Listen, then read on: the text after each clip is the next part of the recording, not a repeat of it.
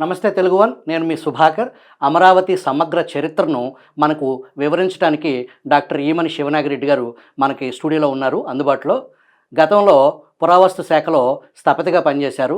దేవాదాయ శాఖలో మరియు national tourism board of hospitality and మేనేజ్మెంట్లో డీన్గా, శిల్పారామం స్పెషల్ ఆఫీసర్గా, ఎన్నో దేవాలయాలకు స్థపతిగా మనందరికీ సుపరిచితమే. నమస్కారం శివనాగిరెడ్డి గారు. నమస్కారం అండి. చాలా సంతోషం.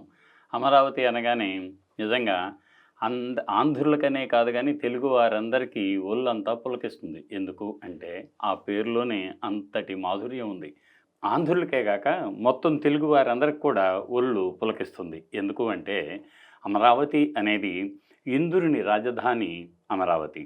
అలనాడు ఇంద్రుడు తన భార్య శశీదేవితో తెల్లటి ఐరావతం అనే ఏనుగు పైన అమరావతి పురవీధుల్లో తిరిగి వచ్చేటప్పుడు ఆయన పొందిన అనుభూతి అంతా కాదు ఇంతా కాదు అని సాహిత్యంలో మనం తెలుసుకున్నాం.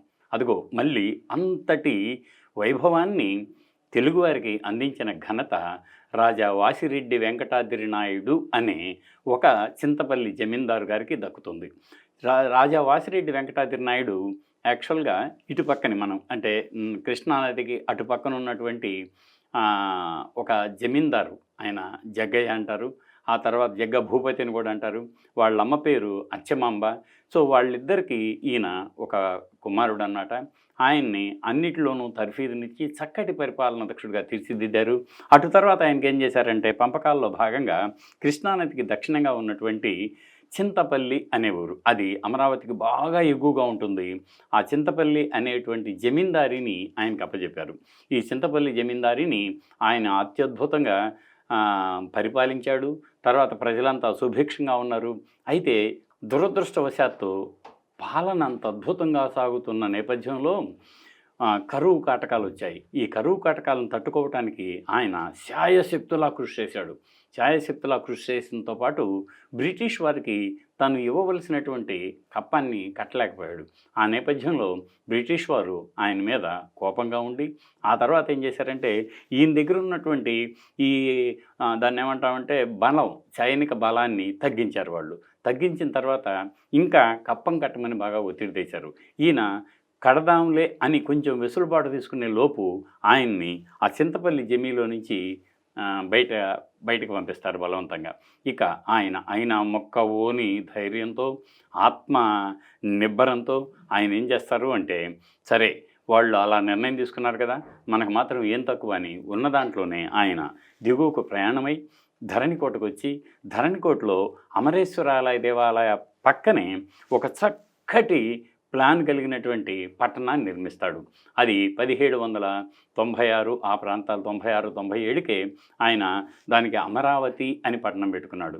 ఎందుకు అంటే దానికి మరి ఇంత అద్భుతమైన నేను ఒక సుందరతరమైన పట్టణాన్ని కృష్ణానది కుడివైపున నిర్మించుకున్నాను.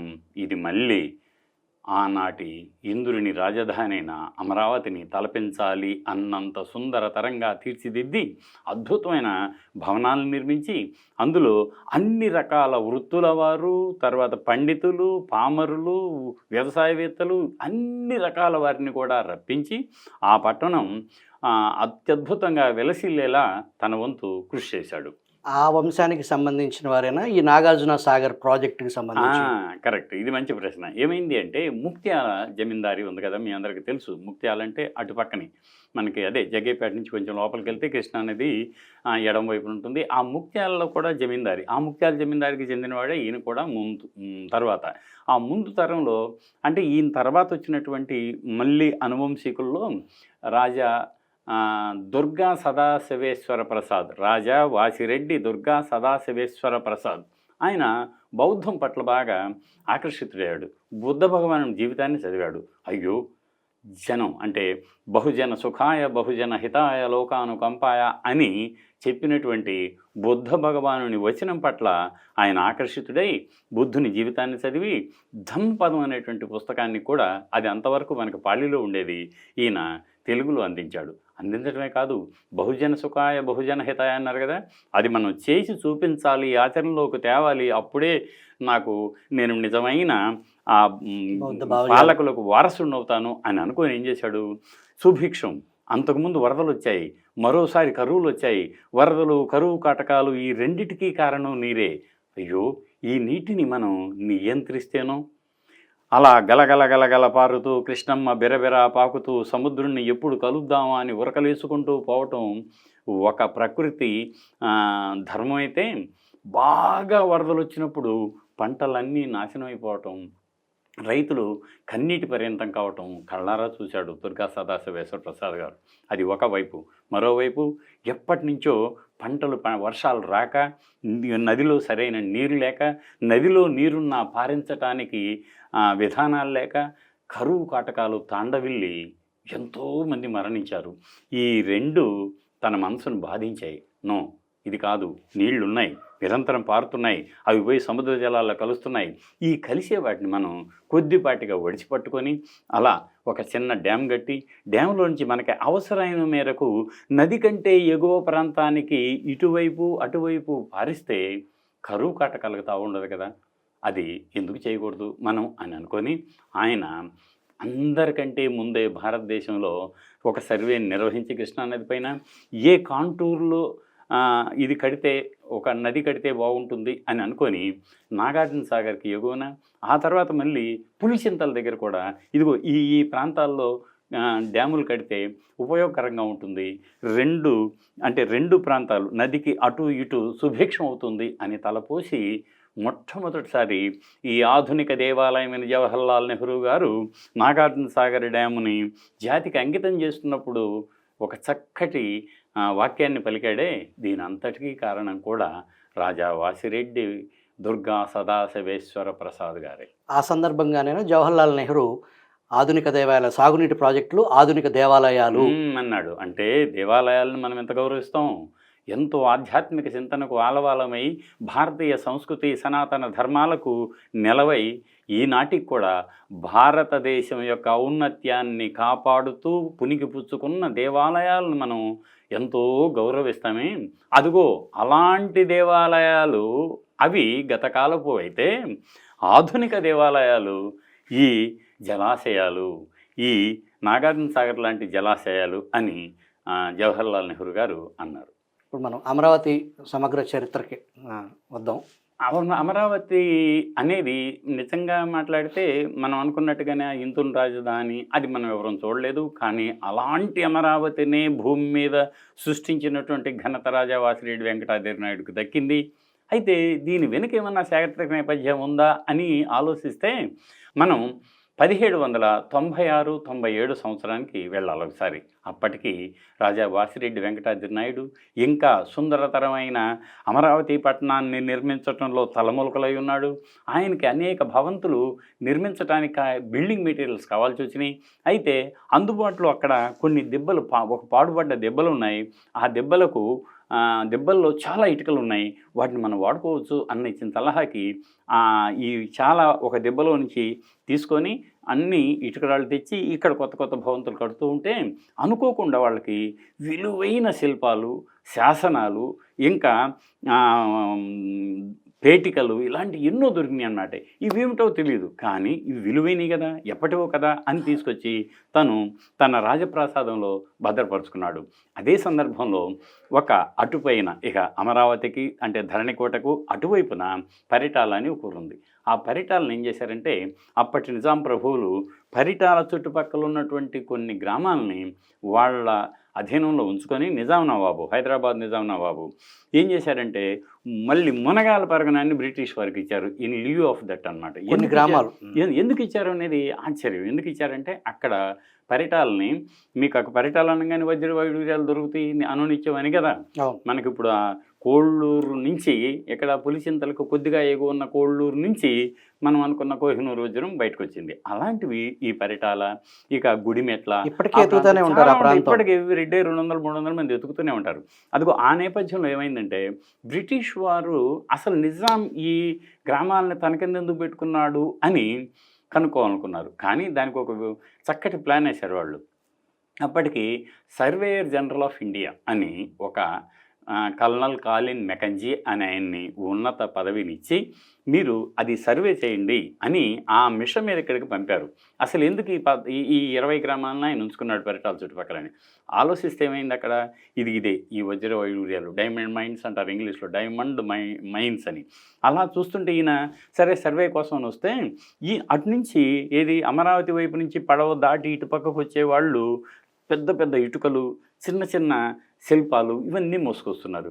ఈయన చూశాడు, ఏమిటి ఎక్కడి నుంచి తెస్తున్నారు అంటే, అదిగో ఆ పక్కన పెద్ద దెబ్బ ఉంది, ఆ దెబ్బ దగ్గర ఇవన్నీ ఉన్నాయన్నారు. అయ్యో అలాగా అని తను ఉన్న పలంగా అటు పక్కనకి వెళ్తే ఇంకా జనం ఆ పెద్ద దెబ్బని తవ్వుతూ ఉన్నారు, బయటకు వస్తున్నాయి, వచ్చినట్టుగా రాజప్రసాదానికి తరలిస్తున్నారు. ఏమిట్రా ఇదని రాజు దగ్గరికి వెళ్ళాడు. వాసిరెడ్డి వెంకటాద్రి నాయుడు సాదరంగా ఆహ్వానించాడు. అయ్యా మీరు ఎందుకు అక్కడి నుంచి ఇవన్నీ తీసుకొస్తున్నారంటే, నిర్మాణానికి అవసరమైన సామగ్రి కోసమే అన్నాడు. అయ్యో కాదు, మీరు గత కాలపు చారిత్రక కట్టడాలని విధ్వంసానికి దారితీస్తుంది మీరు చేసే పని, ఈ విషయం మీకు తెలుసు అన్నాడు. అయ్యో నాకు ఈ సంగతి తెలియదే అన్నాడు. మీరు కూడా నాతో రండి, ఇద్దరు కలిపి అక్కడికి వెళ్ళి దాన్ని చూసిన తర్వాత ఆ రోజు నుంచి దాన్ని ఆపించాడు. కానీ అప్పటికే చాలా వరకు ఆ పెద్ద మట్టి దిబ్బ, దాన్ని దీపాల దిన్నె అంటారు. ఏమంటారు? దీపాల దిన్నె. ఎందుకు? వైశాఖ పూర్ణిమ నాడు అప్పటికి కూడా ఆ దిబ్బంతా దీపాలతో వెలిగించి ప్రజలంతా మమేకమై బుద్ధ భగవానునికి ఆయన జయంతిని జరుపుకుంటూ ఉంటున్నారు. అప్పటికి కూడా 1796-97కి. అయితే ఆ నేపథ్యంలో ఈయన ఏం చెప్పాడంటే, రాజా వాసిరెడ్డి, అయ్యా ఈ రోజు నుంచి ఆపేద్దాం, ఎందుకంటే ఇక్కడ ఏమిటో పురాతనమైనటువంటి ఆవాసాలు ఉన్నాయి, అనేక కళాఖండాలు బయటకు వస్తున్నాయని చెబితే ఆయన పాపం చాలా సాధారణంగా ఆహ్వానించి ఆయన ఇంటికి పిలిచికెళ్ళి ఆదరించి, ఇక నుంచి నేను దాని జోలికి వెళ్ళను, మీరు చేయగలిగితే శాస్త్ర సాంకేతిక పద్ధతుల్లో తవ్వకాలు నిర్వహిస్తే అంతకంటే ఏం కావాలి, ఇక్కడి నుంచి బయటకు వచ్చేది ఏదైనా సరే తెలుగువారి గత వైభవ ప్రభావాలకు ప్రతీకగానే నేను దాన్ని గౌరవిస్తాను అని చాలా వినమ్రంగా చెప్పాడు రాజా వాసిరెడ్డి వెంకటాద్రి. అది అమరావతి పట్టణ చరిత్రలో గొప్ప మైలురాయి, కీలక ఘట్టం. ఎస్. ఆ తర్వాత ఏమైంది అంటే, కల్నల్ కాలిన్ మెకంజీ తను ఇక పరిశీలించి చూసిన తర్వాత ఒక్కొక్క బొమ్మను చూస్తే అక్కడ ఒక గుండ్రంగా చెక్కి దాని మీద పద్మం ఉన్నది, ఇంకొకటి గుండ్రంగా చెక్కి దాని మీద అనేక రకాలైన బొమ్మలతో ఉన్నది, ఇంకొంచెం పోతే ఒక రాతి కంచెకు నిలువు స్తంభాలు, అడ్డపట్టీలు, పైన ఇవన్నీ ఉన్నాయి. ఏమిటో ఇవన్నీ ఉన్నాయి. మళ్ళీ ఇంకా కొంచెం ముందు పోయి కొంత మట్టి తొలగిస్తే పెద్ద పెద్ద శిలాఫలకాలు, ఆ శిలాఫలకాల్లో చాలా జీవిత ఘట్టాలు ఉన్నటువంటి, బుద్ధ భగవాను జీవిత ఘట్టాలు ఉన్నటువంటివి ఉన్నాయి, జాతక కథలు ఉన్నాయి, అన్నీ ఉన్నాయి. అబ్బా ఎంత విలువైన. ఇంకొంచెం ముందుకు పోతే అక్కడ ఏమీ లేని ఖాళీ బుద్ధ ధాతు పేటికలు కూడా లభించాయి. ఇక్కడ బుద్ధ ధాతువులు అంటే బుద్ధుడి అస్థికలు, బుద్ధుని యొక్క పరమ పవిత్ర అస్థికల్ని ధాతువులు అంటాం.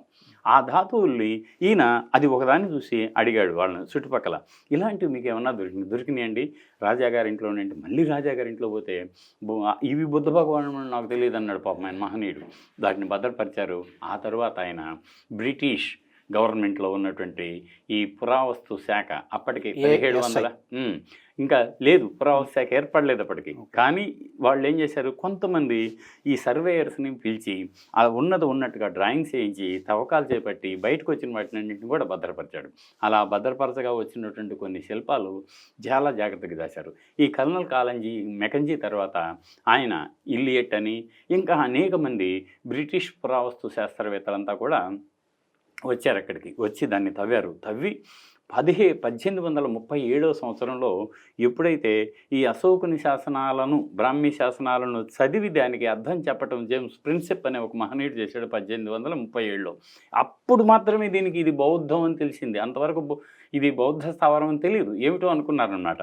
ఇక అప్పటి నుంచి పరిశోధనలు ముమ్మరమయ్యాయి, అనేక తవ్వకాలు జరిపారు.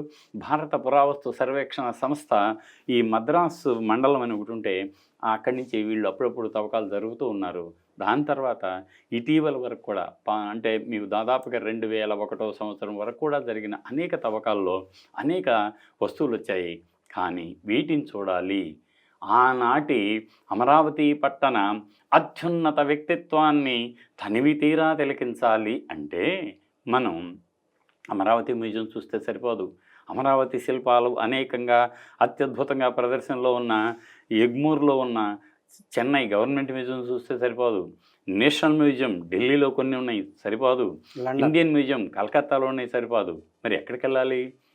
లోరే మ్యూజియం ప్యారిస్లో ఉన్నాయి, సరిపోదు. ఎక్కడికి వెళ్ళాలి అంటే బ్రిటిష్ వారి పరిపాలనలో ఉండగా ఒక్కొక్క దశలో తవ్వకాలు జరిగినప్పుడు కానీ, లేక వాళ్ళు సేకరించుకున్నప్పుడు కానీ, వాటిని ఒక క్రమ పద్ధతిలో మచిలీపట్నానికి తరలించి, మచిలీపట్నంలో చాన్నాళ్ళ నుంచి అక్కడి నుంచి షిప్మెంట్ ద్వారా చెన్నై వెళ్ళి, చెన్నై మ్యూజియంలో కొన్ని, చెన్నై నుంచి మళ్ళీ వాళ్ళ అధీనంలో అయ్యో ఇంత అద్భుతమైన శిల్ప కళాఖండాలను మేము భద్రపరచాలి, వాటిని ప్రపంచ పరివ్యాప్తంగా అందరికీ తెలియపరచాలి అన్న సత్సంకల్పంతో మాత్రమే దోసుకుపోయారు అనే మాట మనం వాడకూడదేమో అని నేను అనుకుంటున్నాను. అక్కడ భద్రంగా ఉండగా తీసుకెళ్ళి భద్రం చేయడానికి ఏం చేశారు, లండన్ తీసుకెళ్లారు. లండన్లో ఆ తర్వాత అలా పెట్టి ప్రదర్శనలు ఏర్పాటు చేసి జనానికి అదిగో అలా అమరావతి అనే మాట ప్రపంచానికి తెలిసింది. లేకపోతే అవే కదా అమరావతి అపురూప శిల్పాలు, అపురూప శిల్పాలు మనం సినిమాల్లో, పాటల్లో, సాహిత్యంలో దాదాపుగా 120కి పైగా శిలాఫలకాలు ఉన్నాయి. ఆ శిలాఫలకాలన్నీ కూడా ఒకటి ఆ స్తూపం చుట్టూ ఉన్నటువంటి రాతి కంచెవి, ఆ తర్వాత స్తూపం కింద దాన్ని మనం వేది అంటాం, ఆ వేది చుట్టూ ఉన్నటువంటి శిలాఫలకాలు, పైన మీకు అండాకారంలో ఉన్న డోమ్ అంటారు ఇంగ్లీష్లో, ఆ డోమ్కి కొంత ఎత్తు వరకు 3 రకాలుగా ఉంటాయి. ఒకటేమో బాగా ఒక 3 పట్టీలుగా అలంకరించింది ఉంటుంది, దాని మీద మరొక త్రిరత్నాలన్నీ శాతవాహనుల చిహ్నం అది చుట్టూ ఉంటుంది. త్రిరత్నం అంటే బుద్ధం, ధమ్మం, సంఘం, శరణం గచ్చామి అంటాం కదా, దాన్ని త్రిరత్నాలు అంటాం. అది దానికి ఒక చిహ్నం ఉంటుంది. ఆ చిహ్నం ఆ డూమ్ షేప్ ఏనా ధర్మానికి ప్రతీక అంటే దానికి ఏం చేశారంటే బుద్ధుడు ఆయన దాన్ని అంటే స్తూపం అనేదాన్ని ఎలా వచ్చిందనే దాని మీద చాలా చర్చ జరిగింది. కానీ ఆయన బౌద్ధానికి అనత్త అంటే ఆత్మ లేకపోవటం, అనిత్య అంటే టెంపరరీ, ఎవ్రీథింగ్ ఈజ్ టెంపరరీ అంటాడు కదా, నో పర్మనెంట్ అని లేదని, ఆత్మ లేదని ఇలా చెప్పాడే. వాటిల్లో అనిత్యకి ఎక్కువగా ఇంపార్టెన్స్ ఇచ్చారు. శాశ్వతం అని అనుకున్నారంటే మీరు స్వార్థానికి లోనవుతారు. అనిత్యమని ఎప్పుడైతే తెలుసుకుంటారో మీరు ఏం చేయాలో అంతవరకే పరిమితం అవుతారు, స్వార్థాన్ని వేడరు, తర్వాత ఇతరులకు ఇబ్బందిని కలిగించరు, ఒక చక్కటి జీవన విధానాన్ని ఏర్పరచుకుంటారు అని బుద్ధుడు అనిత్య అని చెప్పాడు కదా. అప్పుడు ఏం చేశాడు, ఒక ఉదాహరణగా నీళ్ళు అలా పోసినప్పుడు మనం మళ్ళీ ఒక చిన్న నీటి దీంట్లో మళ్ళీ నీటిని పోసినప్పుడు బుడగలు ఏర్పడతాయి. ఆ బుడగలు ఎలా ఉంటాయి, అర్ధగోళాకారంలో మాత్రమే ఉంటాయి, పూర్తిగా కనిపించవు. అవి ఒక్కొక్క బుడగ చిన్నగా పెద్దగా ఒకటి కొంచెంసేపు మరి కొంచెం సేపు ఉండి అవి నాశనం అయిపోతూ ఉంటాయి, ఉండవు కదా. అది దానికి గుర్తుగా అనిత్య అనే దానికి చిహ్నంగా బుద్ధుడు ఈ స్తూపాకారాన్ని చెప్పాడనమాట. సో అదంతా బౌద్ధ తత్వశాస్త్రంలో నవీన అమరావతిలో శాశ్వత హైకోర్టు ఆకారం, భావజాలంతో మనకేమైందంటే అప్పట్లో ఈ రాష్ట్రం విడిపోయిన నేపథ్యంలో ఒక కొత్త రాజధాని అవసరమైంది. అనేక రాజధానులు గతంలో మీ అందరికీ తెలుసు, తీరాంధ్రం నుంచి మొదలు పెడితే దంతపురం ఒకప్పటి రాజధాని, కళింగ జనపదానికి రాజధాని. అది కీర్శకం 11, 12 శతాబ్దాలకు కూడా దంతపురం, ఆ తర్వాత ముఖలింగం, అవి రెండు కూడా రాజధానులుగా అక్కడ వెలసిల్లాయి. మళ్ళీ మహేంద్రవరం అంటామే, గోదావరి తనన, అది కూడా తూర్పు చాళుక్యులకు రాజరాజ నరేంద్రుడు అంతకంటే ముందు, ఆ తర్వాత కూడా అత్యద్భుతమైన రాజధానిగా తెలుగు వారందరికీ వెలసిల్లింది. ఆ తర్వాత ఇంకా కిందకు వస్తే నెల్లూరు కూడా మనుమసిద్ధికి రాజధాని, గుంటూరుకు వస్తే కొండవీడు రాజధాని, చేజర్ల రాజధాని, కందరపురం రాజధాని, ఇలా అనేక రాజధానుల జిల్లాగా వెలసిల్లిన గుంటూరు జిల్లాల్లో ఉన్నటువంటి ఈ అమరావతిని రాజధానిగా ఎంచుకుంటే బాగుండు అని చుట్టూ పరిసరాలను పరికించి ఏది అద్భుతంగా ఉంటుంది, అనునిత్యం నీటి అందుబాటు ఎక్కడుంది, పచ్చటి ప్రకృతి పరచిన తివాసీల అనునిత్యం అతిథుల్ని ఆహ్వానించే ఒక తత్వం ఎక్కడ ఇమిడి ఉంది, ఇవన్నీ ఇంకా అటు ఉత్తర భారతదేశం దక్షిణ భారతదేశాన్ని సరిగ్గా కలిపే అత్యద్భుతమైనటువంటి విజయవాడ జంక్షన్ కూడా దగ్గరగా ఉంటాన అమరేశ్వర స్వామి సన్నిధిలో, చుట్టూ ఉన్న కొండల్లో, ఇటుపక్క మంగళగిరి నరసింహస్వామి, మరో పక్క ఇంకొక పక్క కనకదుర్గమ్మ, ఇన్ని 3 దేవాలయాల మధ్య మీ అందరికీ తెలుసు గతంలో కూడా త్రిలింగ నగరం అనేవాళ్ళు, అలాగే త్రిలింగ దేశం అనేవాళ్ళు. అలాగే అప్పుడేమో మహేంద్రగిరి, కాళేశ్వరం, ఇటుకు వచ్చేతలకి కాళహస్తి అని ఇలా అనుకునేవాళ్ళు. ఈ 3 మధ్య ఉన్నదాన్ని త్రిలింగ దేశం అని. అదే కాన్సెప్ట్ని ఇక్కడికి తీసుకొచ్చి రాజధానికి పరిమితం చేసి ఇక్కడ నిర్మించాలి అని అనుకోవటం జరిగింది. అది పీపుల్స్ క్యాపిటల్, ప్రజా రాజధాని అని దానికి నామకరణం చేశారు. అవునవును. అది నిజంగా ప్రజా రాజధాని అయినా ఒక కులానికి, ఒక ప్రాంతానికి, అలా ఒక మనం మతానికి అనుకోవటం పరిమితమైన. లేదు. అది ఒక్క మాట. మనం 1950 అంటే మనకి యాక్చువల్‌గా 1950 జనవరి 26వ తేదీన మనం భారత సర్వసత్తాక దేశంగా అవతరించినప్పటి నుంచి, అంటే రిపబ్లిక్ డే అంటాం కదా మనం, అదిగో ఆ రోజు నుంచి భారతదేశం కుల మత అతీతంగా సర్వసత్తాక అందరి రాజ్యంగా అవతరించింది. అదే ఒరవడి ఇప్పటికీ కొనసాగుతోంది. ఇప్పుడు భారత రాజ్యాంగం ప్రకారంగా కులాలు మతాలు ఎవరికి అవి వారికే పరిమితం అయినవి, కానీ వ్యక్తిగత ఇతరులకు ఇబ్బందికరంగా లేని రీతిలో మనం సామరస్యంతో లౌకిక రాజ్యంగా మనం నిర్వచించుకున్నాం. కాబట్టి ఈ సెక్యులర్ లౌకిక రాజ్యంలో కులాలకి ప్రాధాన్యత ఉంది అని నేను అనుకోను. కులాలు వ్యక్తులకు సంబంధించి, వ్యక్తుల సముదాయాలకు సంబంధించి కులాలకు ఉండే ప్రాధాన్యత ఎప్పుడూ ఉంటుంది. అమరావతి ఇప్పటికి ఈ రోజుకి ఎన్ని సంవత్సరాల చరిత్ర అమరావతి? అదే అలా ఆలోచిస్తేనేమో మీకు అమరావతి స్తూపం దగ్గర జరిపినటువంటి త్రవ్వకాల్లో ఆదిమ మానవుని అవశేషాల నుంచి, మాటలు కాదు, ఆదిమ మానవుని అంటే కనీసం 1,00,000 సంవత్సరాల క్రితం నుంచి, ఒక రకంగా చెప్పాలంటే తెలుగు వాళ్ళ చరిత్ర అమరావతినే స్టార్ట్ అయిందంటారా? అంటే ఇంకా మిగతా చోట్ల కూడా ఆధారాలు ఉన్నాయి, కానీ ఈ అమరావతికి మాత్రం ఆదిమ మానవుని అడుగుజాడలు, అంటే పాతరాతి యుగం, మధ్యరాతి యుగం, కొత్త రాతి యుగం, ఇనుప యుగం, చారిత్రక తొలి యుగం, ఆ తర్వాత వచ్చిన అనేక రాజవంశాలు, ఎక్కడ దాకా ఎందుకు, మీకు అశోకుని శాసనం దొరికింది అక్కడ. మాటలా చెప్పండి, ఎక్కడి అశోకుడు? పాటలీపుత్రం నుంచి ఒక సువిశాల జంబూద్వీపానికి చక్రవర్తిగా వెలిసిల్లిన అశోకుని శాసనం అమరావతిలో దొరికింది. దాన్ని అప్పుడు ధాన్య కటకం అనేవాళ్ళు, అమరావతి అనేవాళ్ళు కాదు. ఇందాకే అనుకున్నాం మనం, ఈ రాజా వాసిరెడ్డి వెంకటాద్రి నాయుడు మాత్రమే దీనికి ఆ పేరును పెట్టాడు. అంతకుముందు అది ధరణికోట. అలా మీరు ఆలోచిస్తే అంత చరిత్ర ఉంది. అయితే ఈ అమరావతి స్తూపం దగ్గర జరిపిన త్రవ్వకాల్లో ఆశ్చర్యకరం ఏమిటంటే, స్తూపం కింద, అంటే మనం అనుకున్నటువంటి ఈ శాతవాహనుల కాలం నాటి స్తూపం అని అనుకుంటాం కదా, దానికంటే ముందు ఈ చుట్టుపక్కల ఉన్నటువంటి ఏవి ఆ రైలింగ్, కానీ రైలింగ్ మీద ఉన్నటువంటి బొమ్మ, ఒక స్తూపం బొమ్మ ఉంటుంది హాయిగా, అలాగే బోధి వృక్షం బొమ్మ ఉంటుంది, దాని కింద చక్కటి లిపి ఉంటుంది. ఆ లిపి అంతా కూడా మౌర్యుల కాలం ఉన్నది, అశోకుడిది. అంతేకాదు ఆ చుట్టూ ఉన్న పెద్ద పెద్ద రాతి స్తంభాలు నదిలో నుంచి తీసుకొచ్చి దానికి పాలిష్ పెట్టారు. ఆ పాలిష్ మౌర్యన్ పాలిష్ అని దానికి పేరు. కేవలం క్రీస్తుకు పూర్వం 3వ శతాబ్దంలో పాటలీపుత్రం మగధ సామ్రాజ్యంలో వెళ్ళసిల్లిన అదే సాంకేతికత ఇక్కడ అందిపుచ్చుకుందనమాట. అది ఒకటి.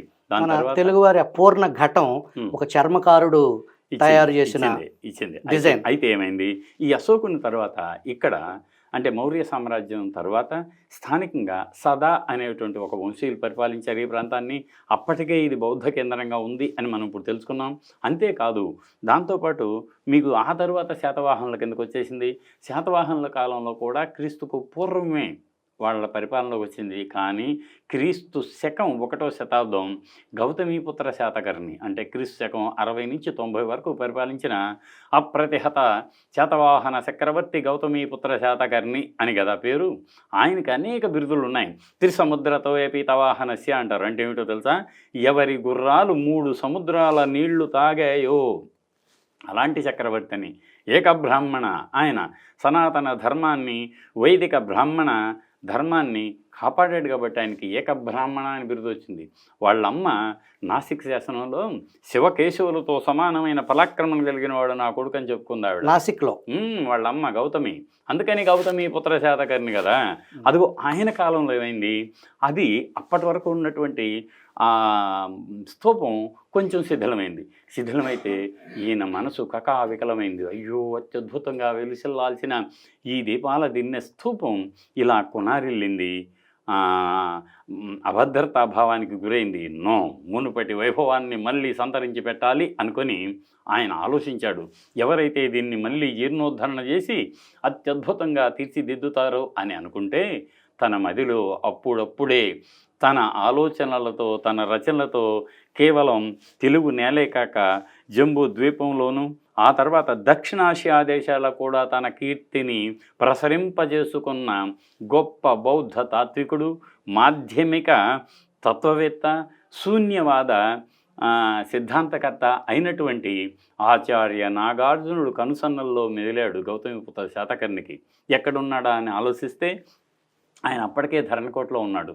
ధరణికోటలో ఉన్న ఈయన కలిసి, అయ్యా నేను మీరు రాసినటువంటి సుహృలేఖ రత్నావళి, ఆయన అక్కడే ఉన్నటువంటి ఆచార్య నాగార్జునుడిని కలిశాడు. అయ్యా నేను మీరు రాసినటువంటి రచనలన్నీ చదివాను, బుద్ధ భగవానుని ఔన్నత్యాన్ని కూడా నేను తెలుసుకున్నాను.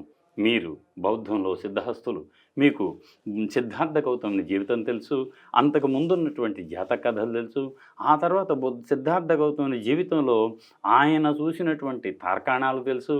తను సిద్ధార్థుడు బుద్ధుడైన తర్వాత 45 సంవత్సరాలు జనానికి హితంగా ఆయన సందేశాలు ఎవరెవరికి ఎక్కడెక్కడ ఎప్పుడెప్పుడు ఇచ్చాడో అది కూడా తెలుసు కదా. మీరు అంగీకరిస్తే ఒక విన్నపం ఏమిటి అంటే, ఇదిగో ఈ స్తూపం ఇలా శిథిలమైందే, దీన్ని పదిలపరచాలి. పదిలపరచడమే కాదు, విస్తృతపరచాలి. విస్తృతపరచడమే కాదు, అత్యున్నతంగా మనం దాన్ని ఎత్తుని పెంచాలి. సుదీర ప్రాంతాల్లో ఎక్కడో సముద్ర తీరంలో ప్రయాణించే ఓడ వర్తకులకు కూడా దీపాల దిన్నె మీద ఎలిగేటువంటి వెలుగులు దీపస్తంభ కాంతులను వెదజిల్లాలి. అది వారికి ఉపయోగపడాలి. అదిగో ఆ రకంగా చేయాలి. లైట్ ఈ స్తూపం చుట్టూ ప్రదక్షిణం చేసేవారికి బుద్ధ భగవానుని జీవితం తెలియాలి, సందేశాన్ని అందుకోవాలి. వారు కూడా తమ మనసుల్లోని మాలిన్యాలను కడిగేసుకొని అత్యంత పరమ పవిత్రమైన జీవితాన్ని గడపటానికి శిల్పాలను చెక్కించి మనం పొదిగించాలి. దానికి మీరొకరే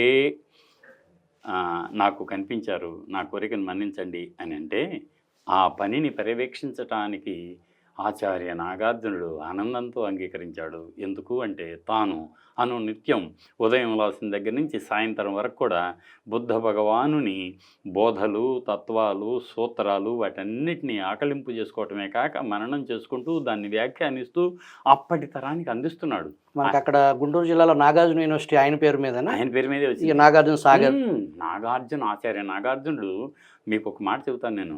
ఆచార్య నాగార్జునుడి రచనలు చైనా దేశానికి వస్తున్నాయి అని తెలిసి అప్పటి చైనా ప్రభువు క్రీస్తు శకం 4వ శతాబ్దంలో అవి ఎప్పుడు వస్తాయి, భద్రంగా నేనే పట్టుకోవాలి పరమ పవిత్రమైన రచనలు అని సముద్ర తీరానికి వచ్చి వేచి కాచి అది ఎప్పుడు వస్తుందా అని ఆ పడవ సుదీర తీరాల్లో నుంచి పడవను చూసి వస్తుంది రచనలు వస్తున్నాయని అందిపుచ్చుకున్న నేపథ్యం తెలుగు వారంతా తెలుసుకొని గర్వించాలి. అదిగో అంతటి మహోన్నత బౌద్ధ తాత్విక మూర్తి నేపథ్యంలో ఈ స్తూపం విశాలంగా అవడం ఎత్తైంది.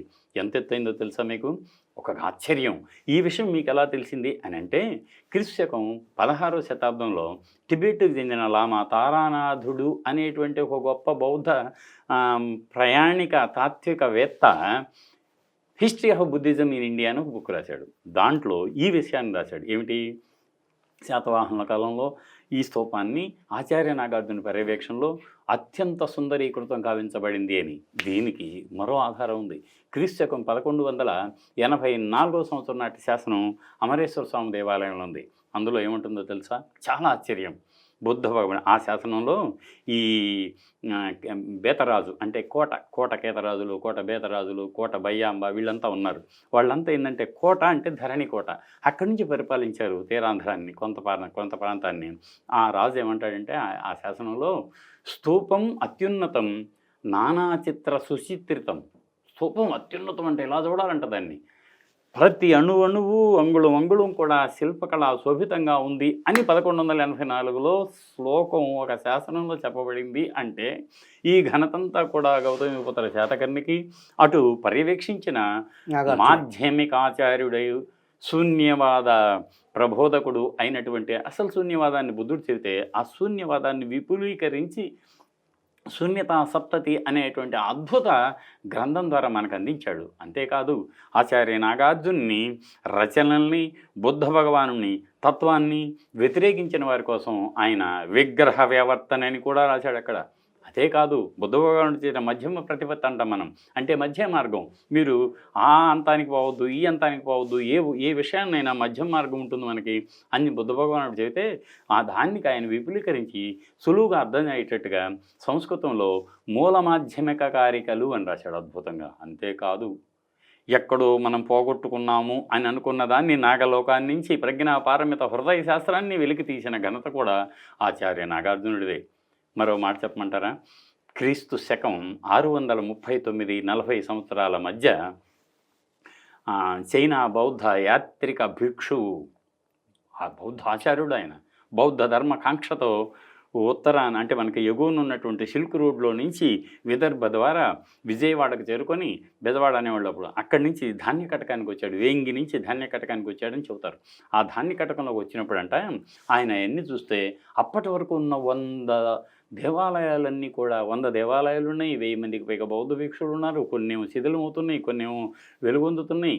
అంతేకాకుండా ప్రతిరోజు పాఠశాలల్లో ఆచార్య నాగార్జునుడు రాసినటువంటి సుహృల్ లేక నాన్ డీటెయిల్డ్గా పెట్టారంట. ఇది ఎవరో నేను చెప్పట్లేదు, కల్పించి ఆ యువాన్ సాంగ్ మహానుభావుడు రాసినటువంటి రచనల ద్వారా మనకు తెలుస్తుందంటే ఎంత గొప్పవాడు ఆచార్య నాగార్జునుడు. అవును. ఒక్క నిమిషం అర్థం. మరి శాతవాహనుల తర్వాత ఇప్పటి అమరావతి పరిస్థితి ఏమిటి? ఆ రోజుల్లో శాతవాహనుల తర్వాత మనకు నాగార్జున కొండ అని అంటాం కదా, మనం నాగార్జున సాగర్కి కింద ఉంది. అది ఈ జలాశయం ఏర్పడటం వల్ల, నాగార్జున సాగర్ జలాశయం వల్ల ముంపుకు గురైన ప్రాంతం. ఆ ప్రాంతంలో తవ్వకాలు జరిగితే అంటే అన్ని పూడిపోయినటువంటి పట్టణం ఉండేది. ఒక శ్రీపర్వత విజయపురి అని బయటకు వచ్చింది. అది ఎందుకు దానికి శ్రీపర్వత విజయపురి అని పెట్టారు అంటే, అక్కడ కూడా విజయ శాతకర్ణికి సంబంధించిన ఒక శాసనం దొరికింది. ఆ శాసనం ఏం చెప్పింది? ఆశ్చర్యం. అంటే 2వ శతాబ్దం అనమాట. ఏం చెప్పింది అంటే, వైశాఖ పున్నానికి అక్కడ జరిగేటువంటి ఒక స్థావరానికి కొంత డొనేషన్ ఇచ్చినటువంటి ఆధారం దొరికింది. వైశాఖ పౌర్ణమి అంటే మీకు తెలుసు కదా, వైశాఖ పౌర్ణమి అంటే బుద్ధ జయంతి ఉత్సవాలు. అప్పటికే ఇది బౌద్ధం అక్కడ జరుగుతుందని, ఏదో ఉందిరా ఇక్కడ అనుకుని, ఇప్పటి వరకు మనం మాట్లాడుకున్న అన్ని విషయాలకి చారిత్రక ఆధారాలు ఏమైనా ఉన్నాయా? చాలా ఉన్నాయి. అది చెప్పే ముందు నేను మీకు ఒక మాట చెబుతాను. ఏమిటి అంటే, శాతవాహనుల తర్వాత ఈ ప్రాంతం నాగార్జున కొండ, శ్రీపర్వత విజయపురిగా పిలువబడినటువంటి నాగార్జున కొండ నుంచి ఇక్ష్వాకులు అనే ఒక రాజవంశం, వీరికి సమాంతరంగా ఉండేవాళ్ళు, వాళ్ళు స్వతంత్రించి పరిపాలించారు. కానీ సువిశాలమైనటువంటి శాతవాహన సామ్రాజ్యంలో ఇది ఒక చిన్న శకలం మాత్రమే. కేవలం అటు నల్లగొండ, మహబూబ్ నగరు, హైదరాబాదు, ఈ కొన్ని ప్రాంతాలు, ఇటు వస్తేనేమో పెన్నా నది వరకు మాత్రమే ఉండేది వీళ్ళకి.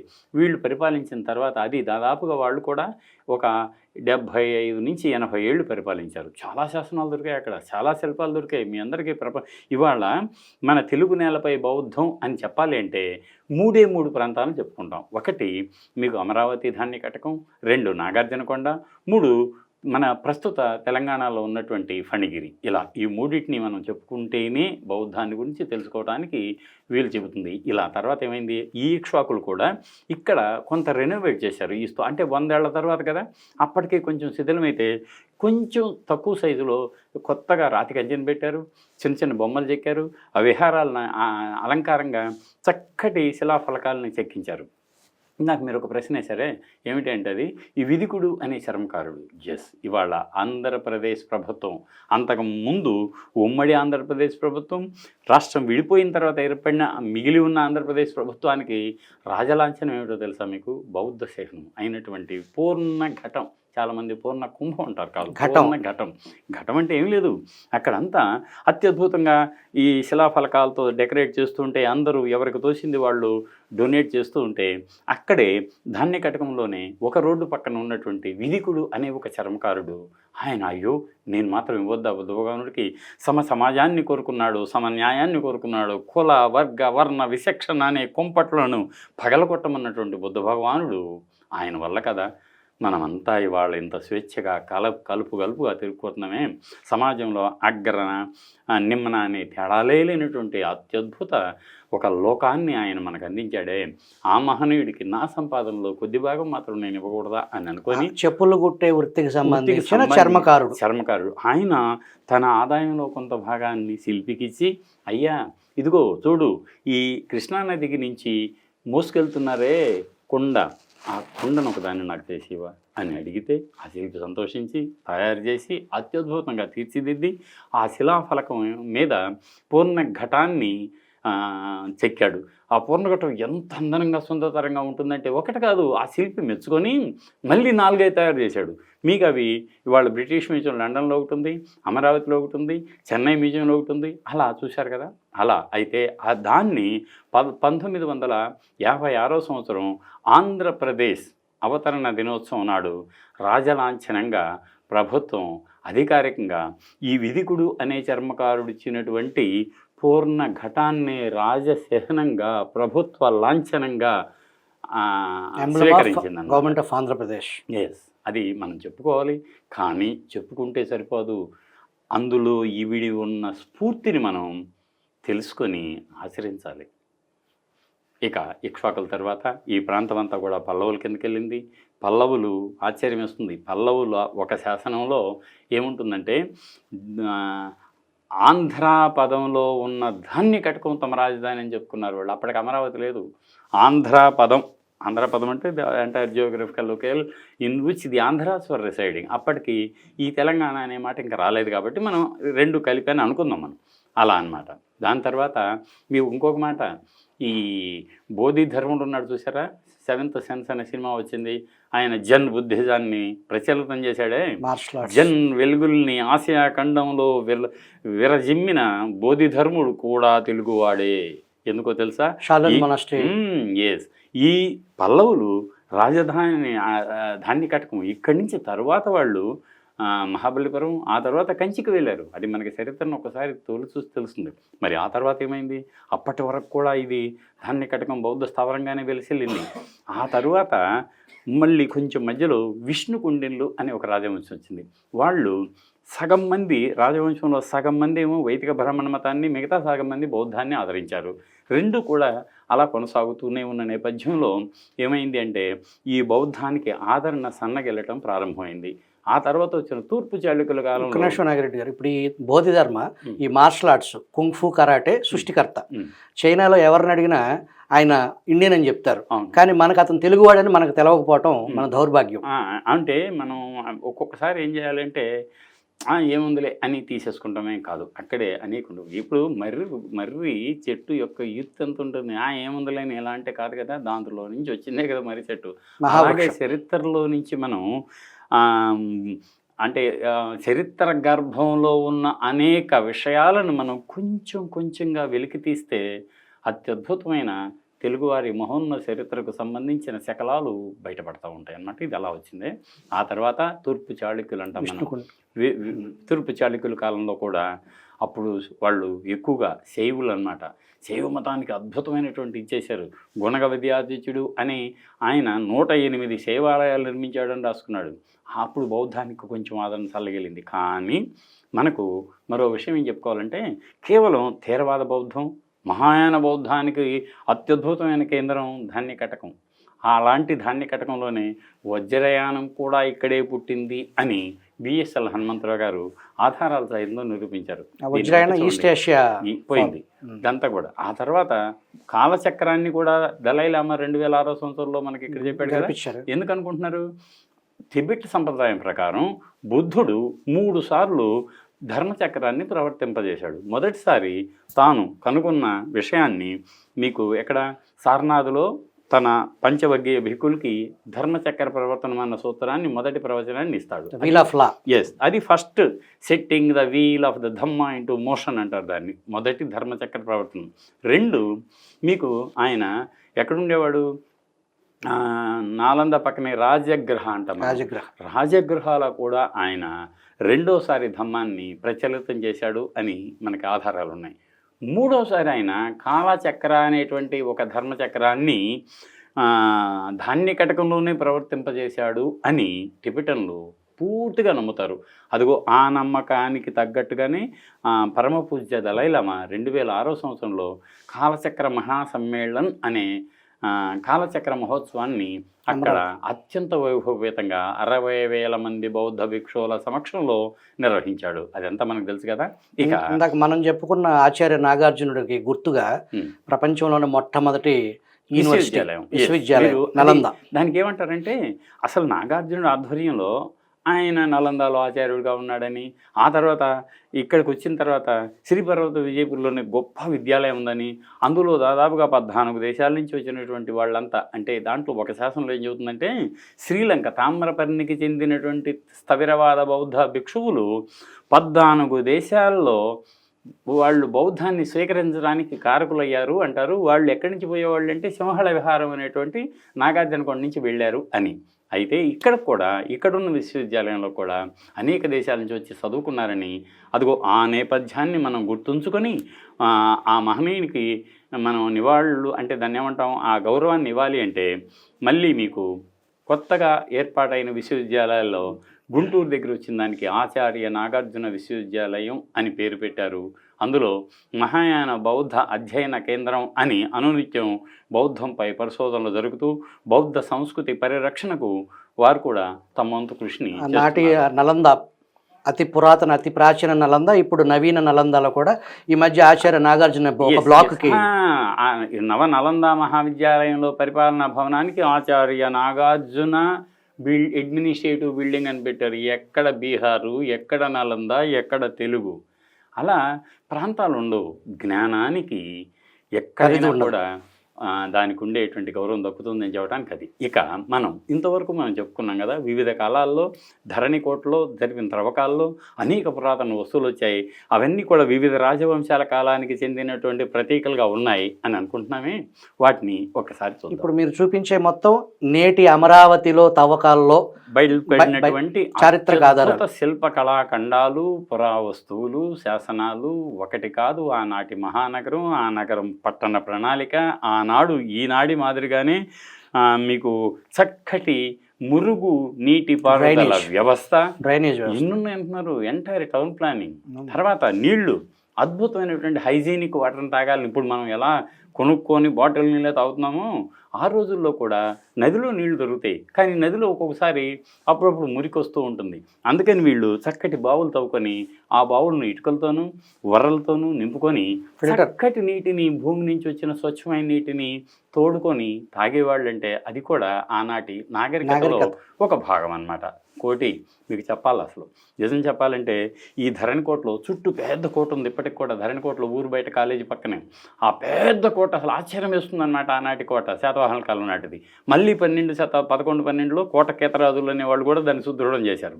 ఈ దీనిలో ఏమైందో తెలుసా మీకు, 1965లో జరిపిన త్రవ్వకాల్లో మీకు కృష్ణానది నుంచి ఆశ్చర్యం కోట వరకు కింద పెద్ద కెనాలు, నదిలో నుంచి అందులో పడవలన్నీ రావటం, అక్కడ డాక్ యార్డ్ ఉంది. మీరు జెట్టీస్ అవన్నీ తెచ్చుకోవటానికి ఎగుమతులు దిగుమతులకు సంబంధించినవన్నీ ఉన్నాయన్నమాట. ఆశ్చర్యం కదండి అది.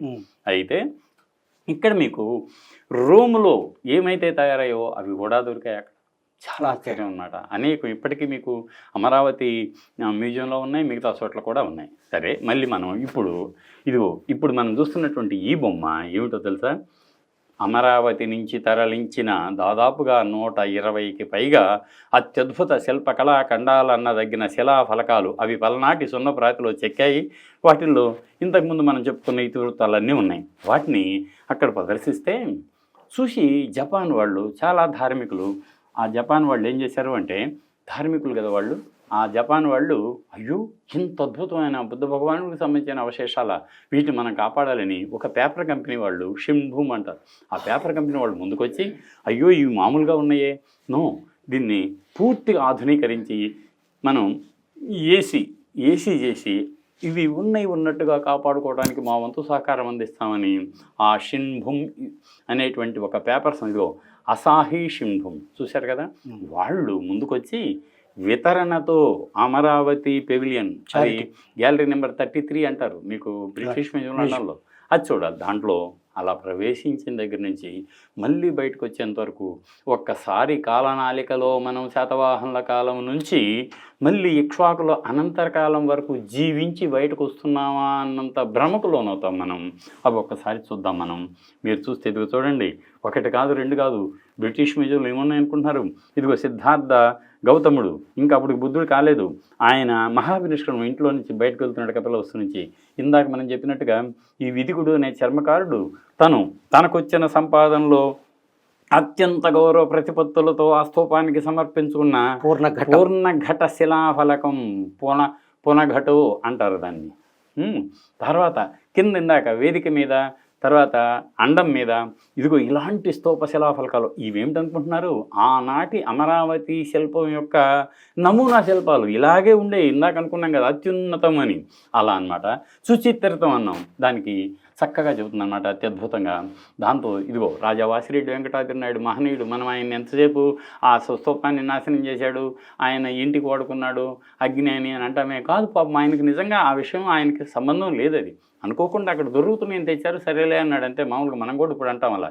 నేనేమి సమర్థించట్లేదు. కానీ ఎప్పుడైతే ఆయన తెలుసుకున్నాడో వాటిని కాపాడటానికి ఆయన ఎంతో కృషి చేశాడు రాజా వాసిరెడ్డి వెంకటాద్రి నాయుడు. ఇక ఈయన కల్నల్ కాలిన్ మెకంజీ, ఆయనే 1797-98లో వచ్చి అవన్నీ తవ్వకాలు చేశాడు, ప్లాన్ తయారు చేశాడు. ఆ తర్వాత వాల్టర్ ఎలియట్, అలెగ్జాండర్ రే, జేమ్స్ బర్జెట్, ఇలా మొదలైన వాళ్ళు ఎంతోమంది తవ్వకాలు చేశారు. చూసారా, ఆనాటి తవ్వకాల్లో వెలుగు చూసిన చిన్న స్తూపం ఇది. అసలు స్తూపం కాదండి, చిన్న స్తూపం. దాన్ని కూడా ఊరుకోవాలి. ఇదంతా మట్టి అంటారు. ఇదంతా మట్టి, దాని మీద మొత్తం మట్టి అండి. ఇక్కడ వరకు మీకు మట్టిలో పూడుకుపోయిందండి.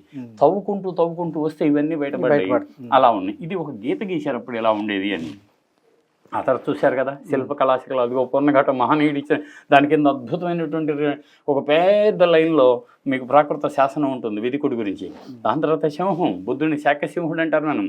ఎంట్రన్స్లో అటు ఇటు 2 శాక్యసింహాలు హాయిగా ఆ బుద్ధ భగవాన్ని ఆహాహా అని ఆయన్ని గుర్తు చేస్తూ ఉంటాయి. ఇవన్నీ కూడా పద్మాలు, 13 రకాల పద్మాలు ఉన్నాయి ఇక్కడ. పద్మం అంటే ఏమిటనుకుంటున్నారు? లోటస్ అనేది ప్రజ్ఞకు శీలా సమాధి ప్రజ్ఞ అంటాం కదా. బౌద్ధానికి 3 ప్రధానమైనటువంటి పిల్లర్స్ అంటారు వాటిని. వాటిల్లో ప్రజ్ఞ అత్యున్నతం, ఇట్ ఈస్ బియాండ్ నాలెడ్జ్, ఈ విజడం అంటాం, దానికి సూచనగా. ఆ తర్వాత ఇంకా చూడండి, ఇదిగో తవ్వకాలు చేసేటప్పుడు ఉన్నటువంటి ఒక దృశ్యం. ఇదిగో ఇక్కడ చూస్తున్నారా మీరు, ఇవన్నీ నేమో మౌర్యుల కాలం నాటివి. ఇదిగో ఇక్కడ మీరు చూస్తున్నవి శాతవాహనుల కాలం నాటివి. అది కేవలం నిశ్చితంగా చూస్తేనే తెలుస్తుంది అన్నమాట. దాని తర్వాత తవ్వకాలు బాగా లోతుకెళ్ళారు. మళ్ళీ స్తూపం చుట్టుపక్కల ఇదిగో ఇలా బయటపడింది, ఇంతవరకే బయటపడింది. ఇప్పుడు మనం చూస్తుంది ఏంటంటే దీని మీద చుట్టూ మట్టి తీశారు కాబట్టి 6 అడుగులు మనకు కనిపిస్తుంది అన్నమాట.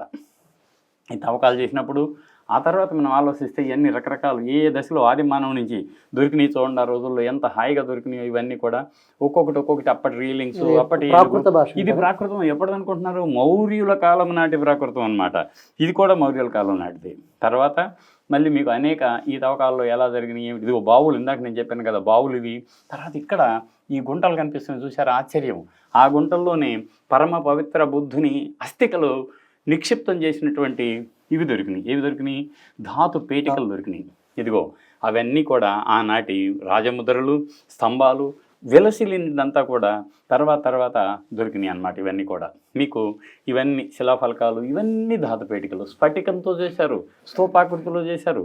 ఆ లోపల స్తూపం పైన మోద్దిస్తే అందులో బంగారపు ఆకులు, క్యాస్కెట్స్, అద్భుతమైనటువంటి బంగారపు క్యాస్కెట్స్ అన్నమాట. ఇదిగో త్రిరత్న సింబల్ అన్నాం మనం, అది అన్నమాట. ఇవి అనేకమైనటువంటి దొరికాయి మనకి. వీటిని ఆలోచిస్తే ఇలా మీకు అది ఐవరీ సీల్ దొరికింది. మళ్ళీ మనం ఇలా చూసుకుంటూ పోతే ఆనాటి సీల్స్ అండ్ సీలింగ్స్ అంటారు. ఇవన్నీ చెవి పోగులు, ఇవన్నీ కూడా అంతే, కంకణాలు ఇలాంటివి చూసారా. ఆనాటి స్తూపాలు, చైత్యాలు, ఇవన్నీ కూడా ఎప్పటివి శాతవాహనుల కాలం. నేను చెప్పాను ఇందాక మీకు, అంటే మురుగు నీటి పారుదల వ్యవస్థ నాటిది ఉంది అని, అలా దొరికినాయి. దాంతోపాటు ఇదిగో మళ్ళీ ఇటీవల దొరికినటువంటి వాటిలో కూడా దాదాపుగా 10 ధాతు కరండాలు దొరికాయి మనకి. అలా చూస్తే అదిగో అది మరో చోట నుంచి తీసుకొచ్చి పెట్టినటువంటి అన్నమాట. బుద్ధ పాదాలు దొరికాయి. చూసారా ఎంత అద్భుతమైన శిల్పం అండి. మీరు ఎక్కడా కూడా అటు మీకు గాంధార, మధుర, అమరావతి ఈ 3 శిల్పకళలు భారతీయ తొలి బౌద్ధ శిల్పకళలకి ప్రపంచవ్యాప్తంగా గుర్తింపు పొందాయి కదా. వాటన్నిటిలోకి సుందరతరమైన శిల్పం, ఇలాంటి కాంటూర్స్ ఎక్కడా లేవని ఒక ఆర్ట్ హిస్టోరియన్ సి శివరామూర్తి గారు చెబుతారు. ఇలాంటి ఇండియన్ సబ్ కాంటినెంట్ లో మొట్టమొదటి మానవ ఆకారాన్ని రాతి మీద చెక్కిన శిల్పం ఏమి శిల్పం అది? అంటే అదేమో ఇనుప యుగంలో చెక్కారు, అది వేరు. కానీ బుద్ధుని యొక్క మొట్టమొదటిసారి ఒకేసారి, అంటే అటు గాంధారలోను అంతవరకు బుద్ధుని సింహం రూపంలో ఉండేది థేరవాదంలో, ఆ తర్వాత వచ్చిన మహాయానంలో బుద్ధుడిని లోకోత్తరుడు, ఆయన మామూలు మనిషి కాదు, ఆ మహనీయుని మేము అనునిత్యం గుర్తు చేసుకోవాలంటే ఒక రూపం కావాలి కదా అని మానవ రూపాన్ని ఇచ్చారు. అది క్రీస్తుకు పూర్వం 1వ శతాబ్దం. అటు గాంధారంలోనేమో విదేశీ సంప్రదాయంతో ఉంటాడు బుద్ధుడు. మీసాలు ఉంటాయి, తలకట్టు ఉంటుంది, చెప్పులు ఉంటాయి, హాయిగా నగలు ఉంటుంది, తల బాగా డెకరేట్ చేసి ఉంటుంది, ఆభరణాలు ఉంటాయి. నిజంగా ఉండవు కదా, అన్నీ వదులుకున్నాడు కదా. మధురలో మళ్ళీ అలాగే ఉంటాయి అన్నమాట. మధురలో కానీ మధురలో కొంచెం అంత అందంగా ఉండవు. ఇక్కడికి వచ్చేసిన తర్వాత ధాన్యకటక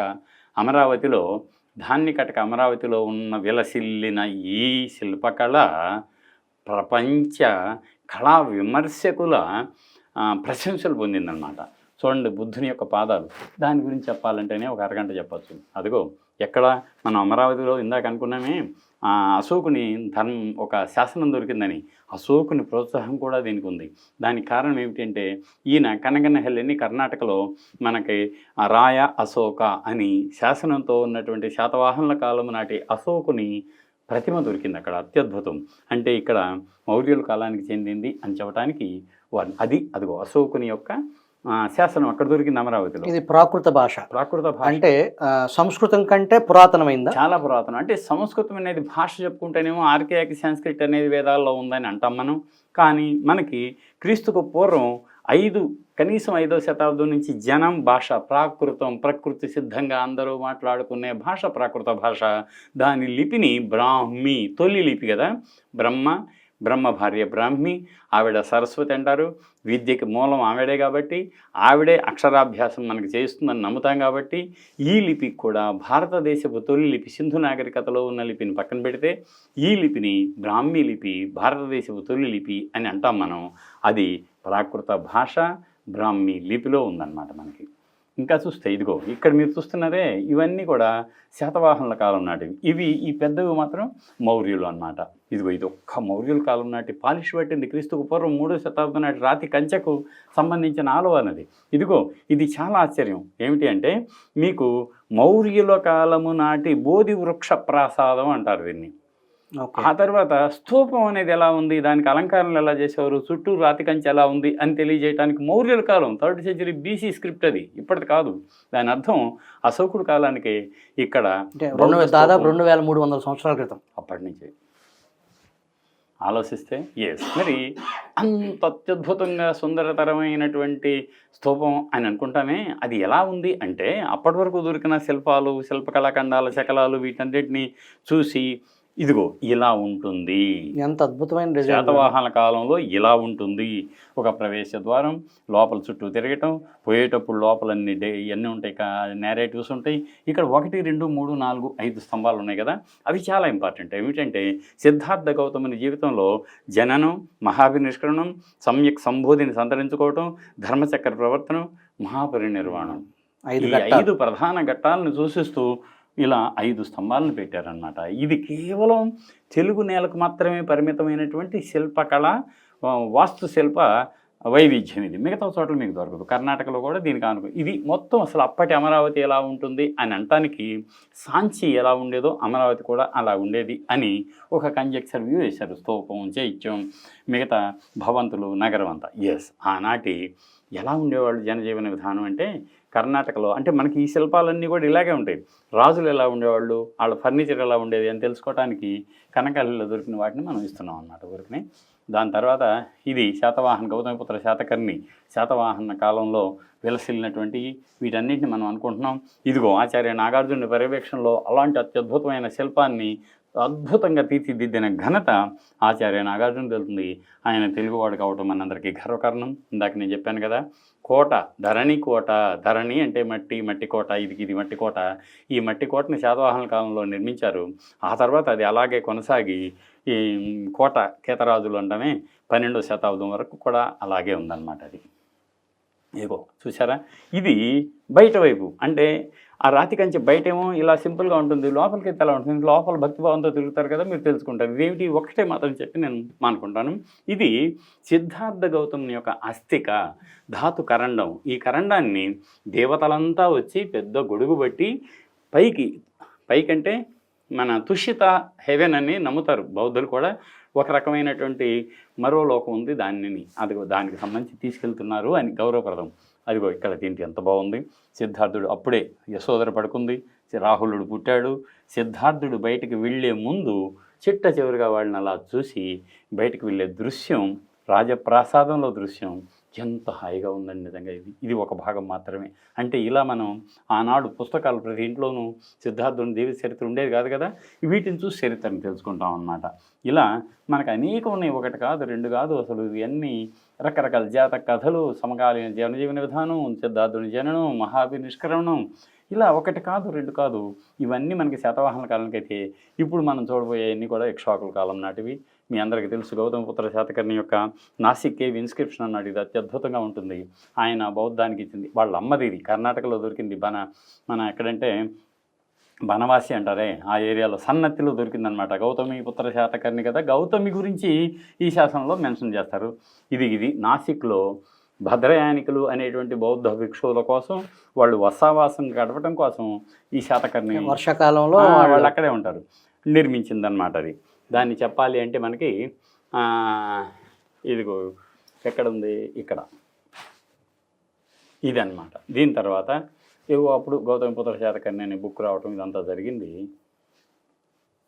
అప్పుడు మీరు బాలకృష్ణతో గౌతమిపుత్ర శాతకర్ణి అప్పుడు కొంచెం ఏమైందంటే కొద్దిగా నలుగురికి తెలుస్తుంది కదా మన అమరావతి చరిత్ర కూడా దాంట్లో ఇమిడి ఉంది అని, అప్పుడు ఒకసారి గౌతమిపుత్ర శాతకర్ణి గురించి వాళ్ళకి తెలియజేయడం జరిగింది. ఇవన్నీ కూడా అప్పుడు కొన్ని సందర్భానుసారంగా తీసుకున్నామన్నమాట. ఇవి ఈ అమరావతి మీద అనేక ఆసక్తి కనపరిచారు. అప్పుడు చూసారా ఎంత అద్భుతంగా ఉందో రైలింగు, ఇవన్నీ నిలువు స్తంభాలు.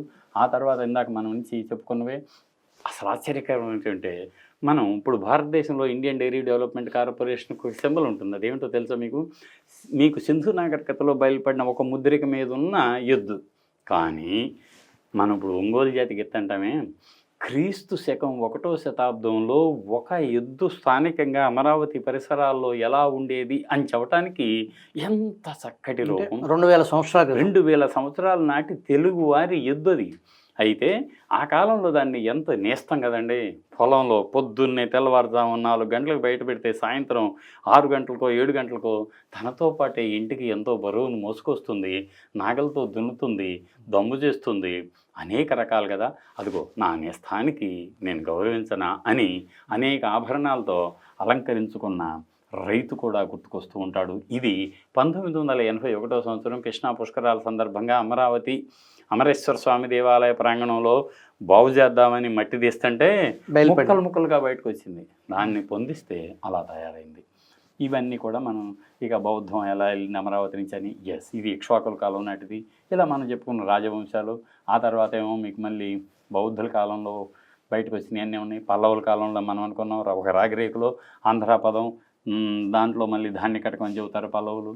ఇవన్నీ యుఎన్ సంఘ్ 600 వచ్చాడు ఇక్కడికి ధాన్య కటకానికి. ఆ తర్వాత ఈస్టర్న్ చాళుక్యన్ పీరియడ్లో మాత్రం 2 జరిగినాయి. ఒకటి వజ్రయానం వెలసిల్లిన, కానీ అక్కడ బౌద్ధ ఆనవాళ్ల మీద శైవాలయాలు కూడా వచ్చాయి. మనం అది చరిత్రకు సంబంధించిందే, కానీ మనం ఇప్పుడు ఎవరిని అపార్థం చేసుకోవడానికి లేదు. ఈ కాలంలో మనం అలా చేసుకోకూడదు కూడా. ఇది అద్భుతమైనటువంటి తారాదేవి.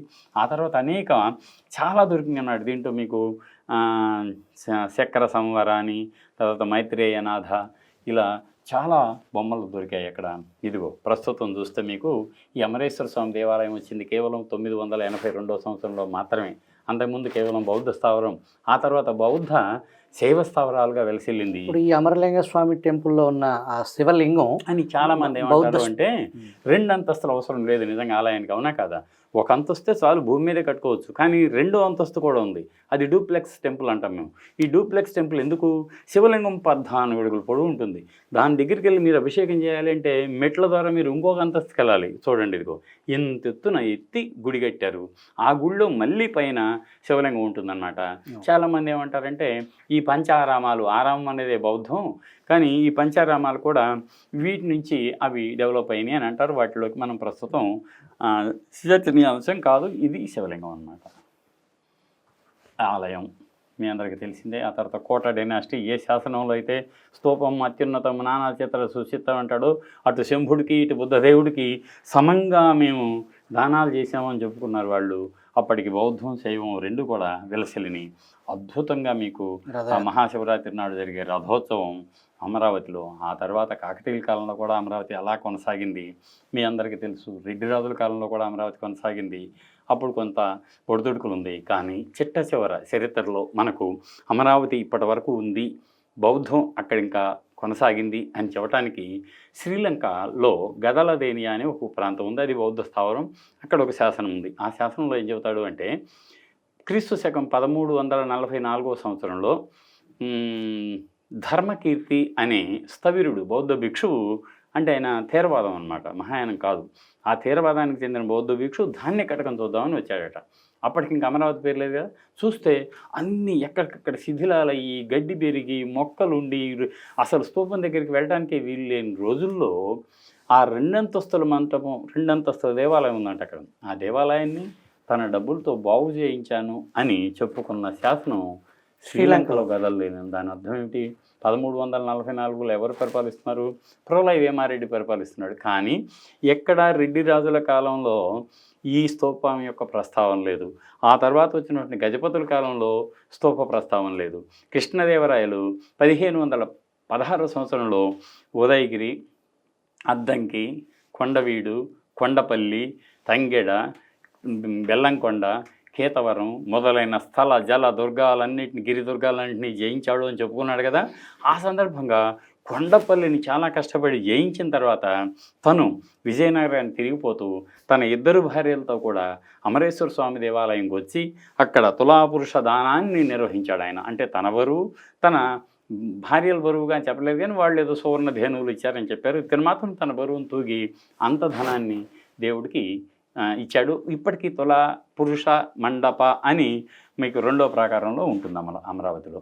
ఇదిగో ఇక్కడ నేను చూపిస్తాను మీకు తులాపురుష మండపం. ఇది తులాపురుష మండపం చూస్తున్నారుగా, కృష్ణదేవరాయల వారి తులాపురుష మందిరం. ఇంతటి చారిత్రక నేపథ్యాన్ని గురించి తెలుసుకున్నాడు రాజా వాసిరెడ్డి వెంకటాద్రి నాయుడు.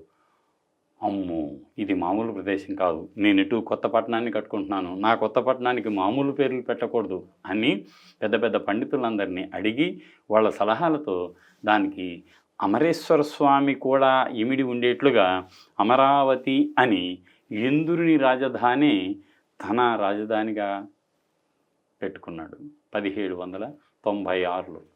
అది అన్నమాట నేపథ్యం. ఆ తర్వాత చూస్తున్నాం కదా మనం ఇప్పటికి కూడా ఆనాటి రాజా వాసిరెడ్డి వెంకటాద్రి నాయుడిని రాచరికపు కట్టడాలు ఇప్పటికీ ఉన్నాయి. ఆయన ఉన్నాయి, ఆయన బంధువర్గాన్ని ఉన్నాయి. ఇది మత్సుకి ఇంకా మిగిలి ఉన్న ఒక అలనాటి తునక. ఇంకా ఇక్కడికి వస్తే మనం ఒక పక్క బాధపడాలా లేకపోతే సంతోషించాలా తెలియని మిశ్రమ అనుభూతికి గురవుతాం మనం. ఎందుకు? అయ్యో, ఇంత అద్భుత శిల్ప సంపద అంతా తరలి ఎక్కడికెక్కడికో వెళ్ళింది. ఎక్కడికి వెళ్ళింది? ఇదిగో చూడండి మీరు, ఇక్కడి నుంచి నేషనల్ మ్యూజియంకి వెళ్ళింది, ఆ తర్వాత మీకు ఇండియన్ మ్యూజియంకి వెళ్ళింది, ఇదిగో గవర్నమెంట్ మ్యూజియం చెన్నైకి వెళ్ళింది, బ్రిటిష్ మ్యూజియం లండన్కి వెళ్ళింది. ఎక్కడికి వెళ్ళినా వాళ్ళంతా అత్యంత ప్రీతిపాత్రంగా గౌరవప్రదంగా వాటిని కాపాడుతూ నలుగురికి తెలియజేస్తున్నారు అన్న సంతోషం. అయ్యో, ఎక్కడో ఉన్నవే అవి ఇక్కడవి కదా, తరతరాలుగా దాదాపుగా 1700 సంవత్సరాలు ఇక్కడే కదా ఉన్నాయి, తరలిపోయాయి అని నేను ఒక వ్యాసం రాశాను. ఒక్కొక్కటిగా తరలిపోయిన అమరావతి శిల్పాలు అని. బాధేసింది నాకే.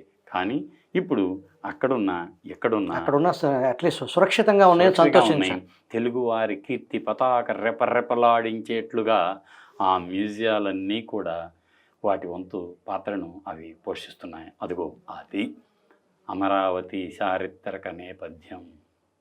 అయితే ఈ అమరావతి కేవలం ఇక్కడ ఒక చోటైనా అంటే అమరావతి పరిసరాలు కూడా గతకాలపు వైభవ ప్రాభవాలకు ప్రతీకలుగా నిలిచాయి. అవన్నీ కూడా ఈ అమరావతికి అత్యున్నత వైభవాన్ని సంతరించి పెట్టాయి. అవి ఏమిటి అంటే మనం చూద్దాం. అలాంటి అమరావతిలో మహనీయుడు పరమపూజ్య దలైలామా 2006వ సంవత్సరం జనవరి 2వ తేదీ నుంచి 12వ తేదీ వరకు అత్యద్భుతంగా కాలచక్ర మహాసమ్మేళనాన్ని ప్రపంచవ్యాప్తంగా అనేక దేశాల నుంచి బౌద్ధ భిక్షువులు, ఆచార్యులు, బౌద్ధ అభిమానులు తండోపతండాలుగా వచ్చేశారు. అది ఆనాడు మహనీయుడు ఏం చెప్పాడో తెలుసా? దలైలామా గారు ఎప్పుడూ బుద్ధ భగవానుని జీవితకాలంలో కాలచక్ర మూలతంత్రం అన్న 3వ ధర్మచక్రాన్ని ప్రవర్తింపజేసిన ఈ నేలపై నేను 29వ కాలచక్ర మహాసమ్మేళనోత్సవాన్ని చేయటం ఎంతో ఆనందాన్ని ఇస్తుంది అని పొంగిపోయాడు అన్నాడు ఆ మహనీయుడు. ఇప్పటి వరకు ఆనాటి 2300 సంవత్సరాలు, దాదాపు 2300 సంవత్సరాల నాటి అమరావతి చరిత్రని చాలా వివరంగా ప్రేక్షకులకు వివరించారు. ఈ విభజిత ఆంధ్రప్రదేశ్ క్యాపిటల్గా అమరావతిని నాటి ముఖ్యమంత్రి చంద్రబాబు, ఆంధ్రప్రదేశ్ నూతన రాజధానిగా అమరావతి, అది పీపుల్స్ క్యాపిటల్, ప్రజా రాజధాని అని అందరి ఆమోదంతో అమరావతిని ఎంచుకోవటం, ఆ అమరావతి ప్రణాళికాబద్ధంగా కొంత ప్లానింగ్ జరిగింది. దాంట్లో మీరు కూడా భాగస్వామిగా ఉన్నారు. ఆనాటి ప్రధాని, నేటి ప్రధాని, నాటి ప్రధాని మోడీ అమరావతి శంకుస్థాపనకు వచ్చినప్పుడు ఇప్పుడు మాకు ఏదైతే మీరు వివరించి చెప్పారో ఆనాటి అమరావతి చరిత్రని ప్రధాని మోడీకి మీరు వివరించారు. ఆ అమరావతి ప్లానింగ్ ఎలా అసలు ఎట్లా స్టార్ట్ అయింది, దాని యొక్క మోటో ఏంటి, మాకు ప్రేక్షకులకు వివరించండి. అంటే మనం ఒక విషయం చెప్పుకోవాలి ఇక్కడ. ఏమిటంటే మనం తరం మారింది అంటాం. తరం అంటే ఏమిటి? 25 ఏళ్ళు నేనున్నాను, నాకు పెళ్ళి అవుతుంది. మళ్ళీ 25 ఏళ్ళకి మా అబ్బాయి నాయకత్వంలోకి వస్తాడు. ఆయన ఇక నుంచి తాళం చెవులు తీసుకుంటాడు. అలా మనం 25 ఏళ్ళకి ఏమంటాం? తరం మారింది అంటాం. అలాగే ఇళ్ళు కూడా కొంతకాలం వరకు బాగుంటాయి, తర్వాత మళ్ళీ మార్చుకుంటాం.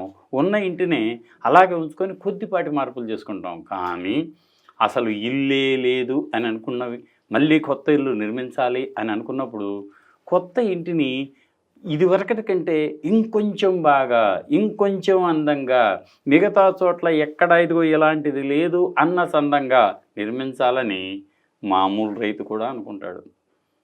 మరి రైతే అలా అనుకుంటే ఒక రాష్ట్రానికి రాజధానిగా, గొప్ప దార్శనికుడిగా, ప్లానింగ్ అంటే ఏమిటో తనకు మాత్రమే తెలుసు అన్నంతగా అంకిత భావంతో పనిచేసే ఆనాటి ముఖ్యమంత్రి గారు, ఆయన అప్పటి వరకు అధునాతన నగరాలన్నింటినీ రూపశిల్పులైన వారందరినీ సంప్రదించటం ఒక ఎత్తు అయితే, అనుకున్న ఆలోచనలకి ఆచరణలోకి తేవటానికి అవసరమైన ప్లాన్లను, ఎలివేషన్లను, టౌన్ ప్లానింగ్ని, మన వీధుల్ని, అప్పుడు ప్రపంచ స్థాయి ఆర్కిటెక్ట్స్ వచ్చినట్టున్నారు కదా, మీరు వాళ్ళతో సమావేశాలు అవ్వటం, ఈ నేల చరిత్రని వాళ్ళకి వివరించడం. అది ఎప్పుడు జరిగింది అంటే, తర్వాత మీరు ఈ సింగపూర్లో ఉన్నటువంటి అత్యద్భుతమైన ప్రామాణిక సంస్థల ద్వారా దీనికి ప్లాన్లు ఇలా ఉండాలి, ఏది ఎక్కడ ఉండాలి, సెక్రటరియట్ ఎక్కడ ఉండాలి, చీఫ్ మినిస్టర్స్ హౌస్ ఎక్కడ ఉండాలి, ఆ తర్వాత మిగతావి ఎక్కడ ఉండాలి, అన్నీ కూడా దాన్ని 9 నగరాలుగా విభజించి, భాగాలుగా విభజించి ఈ ప్లాన్ అంతా చేశారు.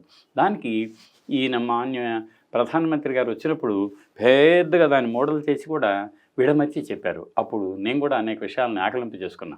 అది ఒక వ్యక్తి అయితే, ఈయన ఏం చేశారు? ఊరుకోలేదు. నేను ఇదిగో ఇలాంటి నగరాన్ని నిర్మించబోతున్నాను, నిర్మించేటప్పుడు ఇదిగో నాకు అందించిన ప్లాన్ ఇది అని ప్రపంచ ప్రఖ్యాత వాస్తు శిల్పులైనటువంటి హఫీజ్ కాంట్రాక్టర్, ఆ తర్వాత బిఎన్ దోషి గారు, ఇంకా మీకు మన బాంబే టెర్మినల్ 3ని సుందరతరంగా తీర్చిదిద్దినటువంటి సేట్ గారు, వాళ్ళందరినీ తీసుకొచ్చి సేటి అంటాం మనం, అద్భుతమైనటువంటి రూపశిల్పి ఆయన. అలాంటి వాళ్ళని ఎందుకు తీసుకొచ్చారో తెలుసా? ఒకటి, భవనాలు, వీధులు అత్యంత అధునాతనంగా ఉన్న భారతీయ సంస్కృతి సంప్రదాయాలు, తెలుగువారి సంస్కృతి సంప్రదాయాలు అందులో ఇమిడి ఉండాలి అన్న నేపథ్యం ఉండాలని వాళ్ళందరినీ ఆహ్వానించి, నన్ను పురమాయించి కొత్త రాజధాని నగరంలో రూపుదిద్దుకుంటున్న ఆ కట్టడాలను వాళ్ళకి విడమర్చి చెప్పమని పంపినప్పుడు నేను చాలా ఆనందంగా ఫీల్ అయ్యా. అంతేకాదు ఆయన ఏం చేశారో తెలుసా? మమ్మల్ని ఢిల్లీలో, అది కొత్తగా నిర్మించబడిన నగరం, ఢిల్లీలో ఉన్న వివిధ కట్టడాల్లో మన భారతీయ సంస్కృతిని ఎలా ఇమిడింపజేశారో అదే తరహాలో తెలుగువారి సంస్కృతి, భారతీయ సంస్కృతి ఇందులో ఉండాలి అని ముందుగానే చెప్పేశాడు ఆయన. అంతేకాదు ఏదో ఒక సందర్భంలో నేను వారితో ఏం చెప్పానంటే, అయ్యా ఎక్కడ దాకా ఎందుకు, అమరావతి గొప్ప స్తూపం, కానీ ఇప్పటికి మనకి ఆనవాళ్ళు లేకుండా పోయింది. కానీ అంతటి గొప్ప స్తూపం బాగా ఎత్తుగా ఉన్నటువంటిది ఘంటసాలలో ఉంది, కృష్ణా జిల్లాలో. అదిగో ఆ స్తూపాకృతిలో ఏదైనా ఒక పరిపాలనా భవనాన్ని నిర్మిస్తే బాగుంటుందేమో అంటే ఆయన ఏమీ మాట్లాడలేదు. కానీ మనసులో పెట్టుకొని ఆర్కిటెక్టులకు వెళ్ళి, ఏమిటో కాదు, సమన్యాయాన్ని అందించిన బుద్ధ భగవానుని చిహ్నమైనటువంటి స్తూపాన్ని ఎక్కడో ఎందుకు న్యాయస్థానానికి హైకోర్టుకే హైకోర్టు. ఆరోపాన్ని ఇవ్వండి అని అత్యద్భుతంగా ధర్మస్థాపన. అని ఆయన చేసినట్టు నేపథ్యం ఉంది. అయితే రాష్ట్రం విడిపోయిన నేపథ్యంలో ఆయన శివరామకృష్ణ కమిటీ ఉంది. ఇదంతా కూడా మనం గత చరిత్ర అనుకుంటాం. అదిగో ఇందాక మనం అనుకున్నామే, ప్రధానమంత్రి నరేంద్ర మోదీ గారు, అప్పటి ముఖ్యమంత్రి మాన్యులు చంద్రబాబు నాయుడు గారు, నీరబ్ కుమార్ ప్రసాద్ గారు అని మాకు అప్పుడు సెక్రటరీగా ఉండేవారు. ఆ లాస్ట్లో నేనే. మనం ఆ ఎదురుగా ఉంది ఎక్కడ ప్రధానమంత్రి గారికి కావాలని చెప్పాం మేము. ఏమిటి? ఆంధ్రప్రదేశ్ అధికార చిహ్నం, ఒక చర్మకారుడి ప్రతిష్ట. మన భారతదేశానికేమో అశోకుని ధర్మచక్రం, ఇక్కడ మాత్రం ఈ చిహ్నం ఎన్నో విశిష్టతలను సంతరించుకుంది. చర్మకారుడైన ఒక విధికుడు అనే ఒక సామాన్య వ్యక్తి తాను అమరావతి స్తూపానికి బహూకరించిన పూర్ణఘటం ఇదే తెలుగువారి, అంటే అప్పటికి ఆంధ్రప్రదేశ్ రాజచిహ్నంగా ఉంది అని విడమర్చి చెప్పామన్నమాట. అది అలా జరిగింది. సో ఇవన్నీ కూడా వాడికి ఆ ప్లాన్ అంతా మనం అనుకున్నాం కదా. రాబోయే నగర రూపురేఖలు, తీరుతెన్నులు ఎలా ఉంటాయో ఆనాడు ప్రధానమంత్రి గారికి వివరించిన నేపథ్యం. ఆ తర్వాత ఇవన్నీ కూడా మనం ఆనాటి సాక్ష్యాలుగా మిగిలిపోయాయి. ఆనంద డోలికల్లో ఓల్లాడిన సంఘటనలు ఉన్నాయి. ఆనాడు ఇదిగో ఇలా పూజలు పునస్కారాలు అనేక సందర్భాల్లో ఎలా ఉంటాయి అనేది అంతా ఉంది. ఆ తర్వాత తాత్కాలిక సచివాలయాలకి మనం రూపకల్పన చేసుకున్నాం. అండర్ గ్రౌండ్ డ్రైనేజ్ వ్యవస్థ ప్రపంచంలో ఎక్కడా లేనంత కేబుల్ వ్యవస్థ, టైం టెస్టెడ్ కింద కేబుల్ వ్యవస్థ, పవర్ కేబుల్స్ కూడా అండర్ గ్రౌండ్లోనే. ఎందుకంటే ఎవరికి ఈ రకం ఇబ్బంది ఉండకూడదని, ఇవన్నీ కూడా రోడ్స్ ఎట్లా ఉండాలని. తర్వాత అమరావతి మాస్టర్ ప్లాన్, వీళ్ళెవరు మీకు తెలుసు కదా, ఫాస్టర్స్ అండ్ పార్ట్నర్స్ అని వాళ్ళు ప్రపంచ స్థాయి వాస్తుశిల్పులు. ఇదిగో ఇలా ఉండేది ఆ నగరం. కృష్ణానది ఒడ్డున పచ్చటి ప్రకృతి ఒడిలో 9 నవనగరాలుగా భాసిల్లాలి అని ఆకాంక్షించారు. ఇదిగో ఇలా సుందరతర ప్రకృతులు ఉంటాయి. నీటిని కూడా ఇలా అటు ఇటు ఇక మన రోటరీలు అంటాం. మనకి అనేక రకాలైనటువంటి ఈ ఫ్లైఓవర్ బ్రిడ్జిలు, వాటర్ బాడీస్ ఒకటి కాదు రెండు కాదు, అనేక ఆకర్షణలతో తొలతూగాలి. ప్రపంచంలో ప్రతివారు ఇక్కడికే రావాలి. ఇది ఒక వాణిజ్య నగరంగా, ఇదొక సౌభాగ్య నగరంగా, ఇదొక మత సామరస్య కేంద్రంగా, అత్యంత ఆధునికతను సంతరించుకున్న సుందరతర ప్రపంచ ప్రఖ్యాత నగరంగా నా అమరావతి విలసిల్లాలి అని ఆయన కలలు కన్నాడు. ఇదిగో చూశారు కదా ఎలా ఉంటుందంటే, ఒక్కొక్క సందర్భంలో ఒక్కొక్కసారి ఎలా ఉంటుందో ఇవన్నీ ఎంతో సుందరతనం. ఎక్కడైనా సరే నీటికి పచ్చదనానికి రెండిటికి దాన్ని గ్రీన్ అండ్ బ్లూ అనే కాన్సెప్ట్ని తీసుకొచ్చారనమాట. ఇవన్నీ కూడా అంతే. గేట్వే ఎలా ఉండాలని ఒక్కొక్క చోట ఒక్కటి కాదు రెండు కాదు, ఇదిగో అంబర చుంబిత సౌధాలు ఎక్కడో కాదు. అవి చూడాలంటే మనం షాంఘై వెళ్ళాల్సిన అవసరం లేదు. అవి చూడాలంటే మళ్ళీ మనం ట్విన్ టవర్స్ చూడాల్సిన, మలేషియా వెళ్ళాల్సిన పని లేదు, సింగపూర్ వెళ్ళాల్సిన పని లేదు, దుబాయ్ వెళ్ళవలసిన పని కూడా లేదు. రండి, మా అమరావతిలోనే అన్నీ ఉన్నాయి అన్నంత రీతిగా తయారు చేశారు. ఎస్, ఒక్కొక్క బిల్డింగ్ ఎలా ఉంటుంది, ఆ బిల్డింగ్ పరిసరాలు ఎంత అందంగా తీర్చిదిద్దబడతాయి.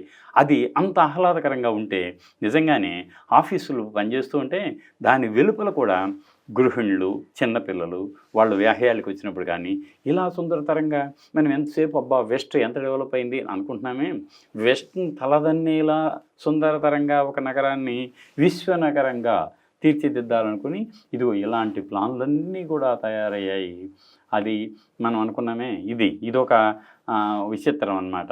ఇదిగో ఇది ఒక దాన్ని ఏమంటారంటే ఐకానిక్ బిల్డింగ్ ఒకటి కావాలన్నారే, ఇది ఐకానిక్. ఎందుకంటే దీనికోసమే చూస్తారు, ఎక్కడ లేదు ఓ ఫ్యాక్టర్ అంటారు దాన్ని.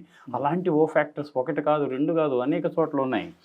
ఎక్కడ దాకా ఎందుకు మనం చూస్తే ఇది ఒక ఓ ఫ్యాక్టర్ మాటలా చెప్పండి. దీన్ని చూడటానికే ప్రపంచవ్యాప్తంగా పర్యాటకులు వచ్చేవాళ్ళు, పర్యాటకం వచ్చిందంటే స్థానికులకు ఉపాధి, అనేక రకాలైనటువంటి ఆదాయ వనరులు అన్నీ ఉంటాయి కదా.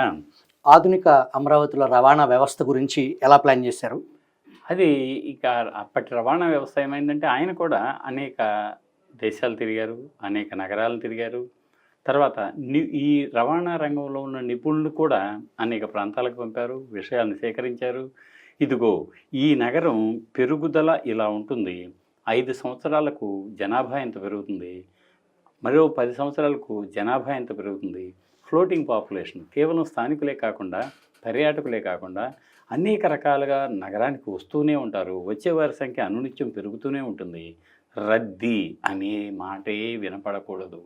అంతా కూడా అప్పటికి కావలసిన అవసరాలను దృష్టిలో పెట్టుకొని ప్రపంచంలో అత్యున్నత రవాణా వ్యవస్థ ఇక్కడే ఉందా అన్నట్లుగా ఆయన అంటే ఒక 100 సంవత్సరాల ముందుకి చాలా మామూలుగానే ఎంతో ఊహించి ప్రణాళికాబద్ధంగా దార్శనికుడు కాబట్టి అలా చేయటానికి అవకాశం దొరికింది. దాంతోపాటు చూశారు కదా, చిన్న చిన్నవి ఎక్కువగా మీకు మనం ఏమంటాం ఎమిషన్, పొల్యూషన్ ఏమీ లేకుండా పొల్యూషన్ లేకుండా ఆ నగరం హాయిగా ఉండాలి అనుకొని విద్యుత్ వాహనాలను కూడా ఇలా ప్రవేశపెడితే చిన్న చిన్న లైట్ వెహికల్స్ని కూడా పెట్టాలని అనుకున్నారు. అంతేకాదు ఇక ఈ నగరంలో మనం ఇంతకుముందు చెప్పున్నట్లుగా మిగతా పెద్ద పెద్ద కట్టడాల్లో ఒక్కొక్క దానికి ఒక్కొక్క రూపం, అవి మన సంస్కృతిని సంప్రదాయాన్ని ప్రతిబింబించేట్లుగా ఉండటం, అలాగే మన సంస్కృతి సంప్రదాయాలు ప్రతిబింబించేట్లుగా ప్రతి కట్టడ విషయంలోనూ జాగ్రత్త తీసుకున్నారు. అవి వాస్తుశిల్పులతో అనేకసార్లు చర్చించారు. 1 కాదు, 2 కాదు, 3, 4, 5, 6 సార్లు కూడా వాళ్ళ డిజైన్ని ప్రదర్శించి సలహాలు స్వీకరించిన తర్వాత మళ్ళీ రివైజ్ చేయటం కూడా జరిగింది. అయితే ఆ ఘంటసాలలో ఉన్నటువంటి స్తూపాకృతిని తీసుకొని బౌద్ధాన్ని కొద్దిగన్నా ఈ తరానికి మనం అందించాలి అన్న ఉద్దేశంతో, బౌద్ధంలో సమన్యాయం ఉంది కదా, దానికోసంగా ఈ హైకోర్టు అత్యున్నత న్యాయస్థానానికి మన ఘంటసాలలో ఉన్న బౌద్ధ స్తూపం యొక్క ఆకారాన్ని తీసుకున్నారనమాట. అదే ఇది.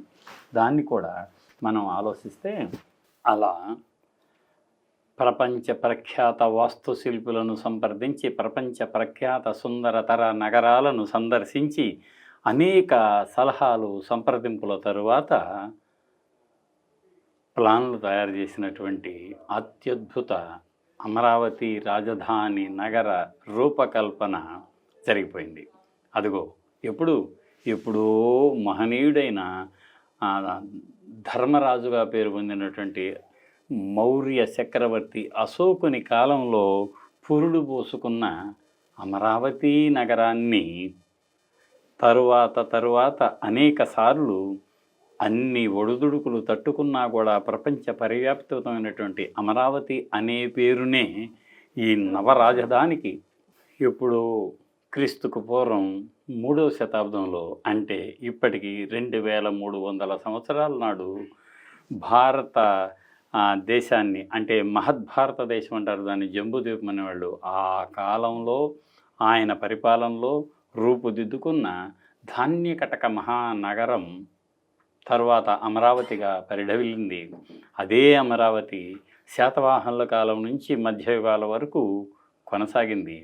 ఆ స్ఫూర్తితోనే అంటే ఈ కొత్త రాష్ట్రమైనటువంటి ఆంధ్రప్రదేశ్ రాజధాని ప్రపంచంలో ఏ నగరానికి తీసిపోకూడదు, అమరావతి దానికి అదే సాటి, లేదు దీనికి పోటీ అన్నంతగా పథక రచన చేయించినటువంటి చంద్రబాబు నాయుడు గారి లెగసీ ముందుకి కొనసాగాలి. మీకు ధన్యవాదాలు నాగిరెడ్డి గారు. ధన్యవాదాలండి.